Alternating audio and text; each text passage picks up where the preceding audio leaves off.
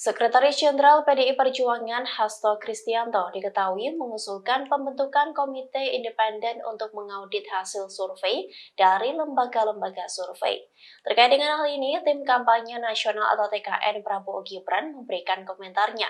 Mereka pun mengaku heran dengan usulan dari Sekjen PDIP tersebut. Dikutip dari Tribun News, hal itu diungkapkan oleh Sekretaris TKN Prabowo Gibran Nusron Wahid kepada wartawan pada Rabu 3 Januari 2024. Nusron pun justru meminta Hasto untuk memanggil tim dari Amerika Serikat hingga Harvard University untuk menyelidiki temuan lembaga survei.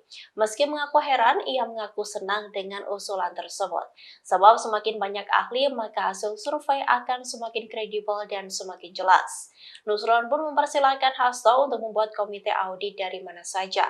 Lebih lanjut, Nusron pun menuturkan, pihaknya telah terbiasa membaca data survei untuk dapat mengetahui kekuatan elektoral di Pilpres 2024. Ia pun mengibaratkan survei untuk mendiagnosa sebuah penyakit. Nusron mengingatkan jika hasil survei menunjukkan Prabowo Gibran masih kurang baik, maka tidak seharusnya menyalahkan lembaga surveinya.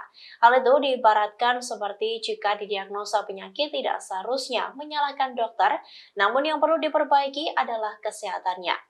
Diketahui sebelumnya, Sekjen PDIP Hasto Kristianto mengusulkan pembentukan komite independen untuk mengaudit hasil survei dari lembaga-lembaga survei.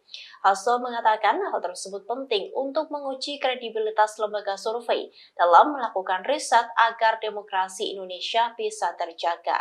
Menurut Hasto, komite independen ini akan mengaudit lembaga survei mana yang menggunakan metodologi secara benar. Download Tribun X sekarang, menghadirkan lokal menjadi Indonesia.